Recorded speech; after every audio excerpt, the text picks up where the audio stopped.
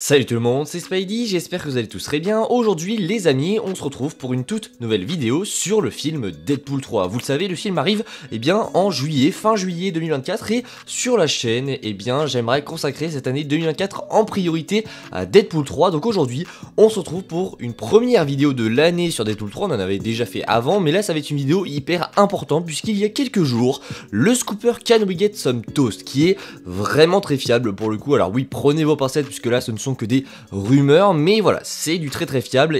Can We Get Some Toast, ce fameux Can We Get Some Toast nous a balancé un synopsis pour Deadpool 3, il nous a balancé un premier scénario, donc on aurait le synopsis de Deadpool 3 qui serait tombé, et on va donc dans un premier temps dans cette vidéo étudier ce synopsis, on va le lire ensemble, et après j'ai préparé quelques petites théories pour un petit peu illustrer les propos de Can We Get Some Toast, et donc après on théorisera sur à partir donc de ce synopsis, on va voir qu'est-ce qu'il pourrait se passer, qu'est-ce qu'on peut en déduire. Ça va être hyper intéressant, n'hésitez pas bien à rester jusqu'à la fin de la vidéo pour entendre tout ce qu'il y a à entendre évidemment. N'hésitez pas aussi à vous abonner, à liker, à partager si mon contenu vous plaît, c'est hyper important, ça m'aide beaucoup, donc merci à vous. Et c'est parti, on parle de Deadpool 3. Donc dans cette première petite vidéo, je vais commencer par donc vous lire le scénario le synopsis que Can We Get Some Toast nous a donné. Dans le film Deadpool 3, Wade Wilson serait désormais un vendeur de voitures d'occasion et il aurait cessé d'être Deadpool. Cependant, lorsque sa famille, ses amis et le monde entier sont en jeu,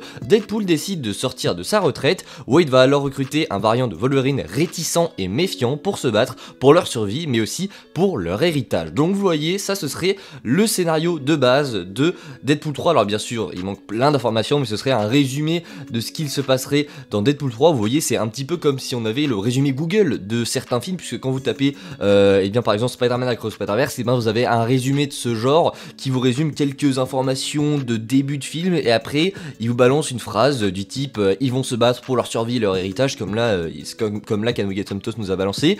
Voilà pour ce qui a été dit. Maintenant on va un petit peu analyser ce qu'il a dit phrase par phrase, puisque vous allez voir qu'il y a certaines choses très intéressantes. Tout d'abord il nous dit Wade Wilson serait désormais un vendeur de voitures d'occasion et il aurait cessé d'être Deadpool. Pour cette phrase donc j'y crois totalement, puisque ça collerait parfaitement avec le personnage de Deadpool. En vrai, quand tu regardes ça et que tu vois par exemple qu'un héros est devenu un vendeur de voitures d'occasion, pour un autre héros banal, je trouverais ça éclaté, mais pour Deadpool, en vérité, ça passe et c'est drôle. C'est drôle. Voir Wade Wilson en train de vendre des voitures d'occasion et faire des vannes à des personnes qui sont en train de les acheter, ce serait complètement drôle. Et voilà, ça serait vraiment une partie mineure du film, je pense. Mais du coup, pour le début du film, on aurait un Wade Wilson qui serait donc devenu vendeur de voitures et il aurait cessé d'être Deadpool. Donc plus de Deadpool au début du film. Et pour le coup, là, je dirais bien à Wade Wilson en gros plus sage, endurci par les différentes épreuves de sa vie, notamment avec Deadpool 2, donc par la mort de Vanessa. Vous le savez, dans Deadpool 2, même si donc à la fin du film, Wade fait en quelque sorte son deuil, il va la voir, etc. Vous le savez, il est entre la vie et la mort. Ce serait pas étonnant que Deadpool 3, et ce serait même tout à fait normal, qu'il se soit remis en question après Deadpool 2 à cause donc de cette cicatrice que donc la mort de Vanessa lui a laissée. Donc je vois pas forcément un Deadpool triste, puisque ça on l'a déjà vu dans le deuxième opus avec tout l'arc du deuil de Deadpool, etc.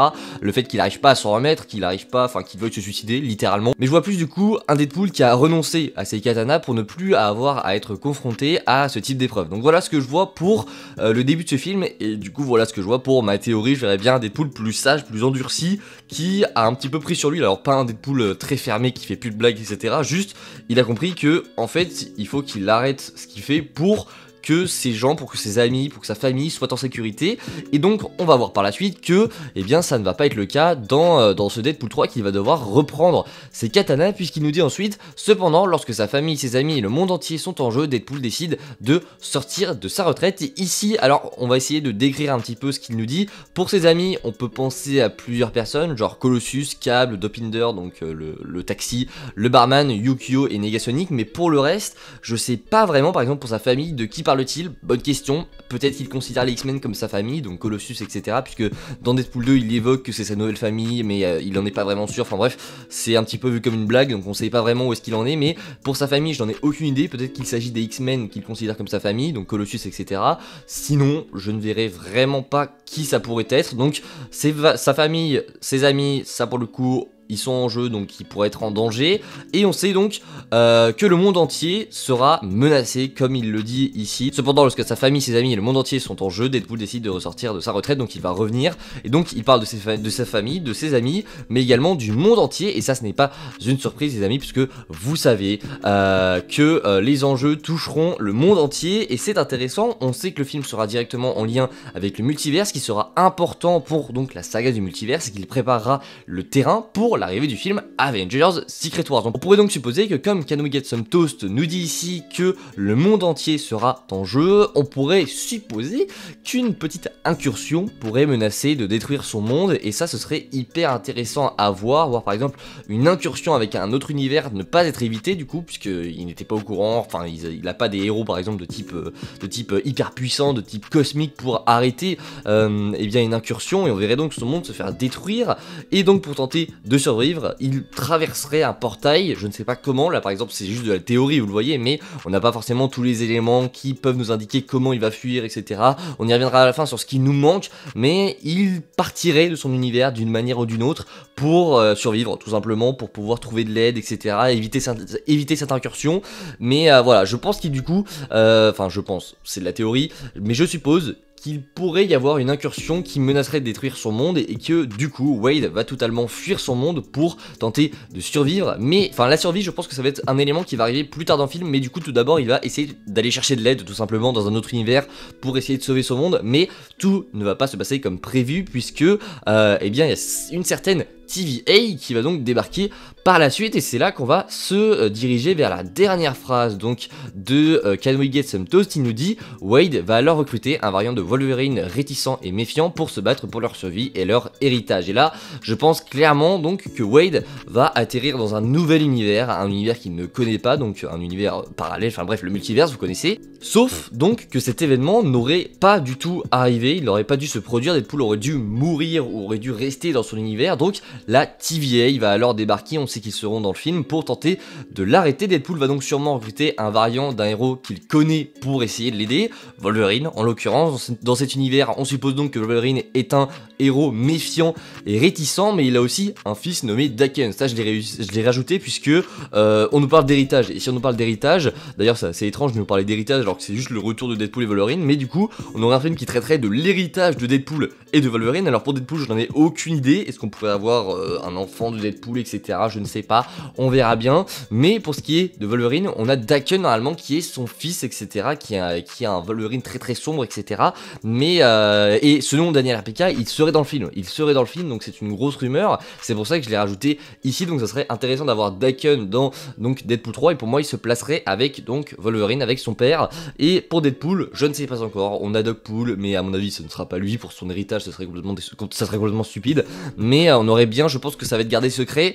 On va sûrement avoir un héritier pour Deadpool aussi. Alors ça ne veut pas dire qu'ils vont les remplacer, mais voilà quoi, ils sont là pour la suite de la continuité du MCU, et ce serait très cool. Ensuite, donc Deadpool va donc recruter ce Wolverine. Ils seront poursuivis donc par la TVA. Je pense, si on est logique, que en gros Deadpool va un petit peu entraîner Wolverine un petit peu contre sa volonté avec lui pour échapper donc à la TVA, et donc va alors commencer, je pense, une course poursuite dans le multiverse entre Deadpool, Wolverine et donc la TVA. Avec les images de tournage, on peut donc supposer qu'ils se feront clairement courser par la TVA, et que ils vont à un moment atterrir, et ils vont à un moment se faire capturer par la TVA, puisqu'on a des images qui nous font penser très fortement qu'à un moment ils se situeront donc dans le néant, un endroit où seuls les agents de la TVA peuvent t'envoyer, c'est-à-dire qu'ils prennent leur petit bâton magique et boum, ils t'envoient dans le néant. On est dans un endroit bien sympa où en gros c'est une benne à ordures, voilà, tout ce qui est rejeté par la TVA, et bien c'est envoyé ici pour le coup,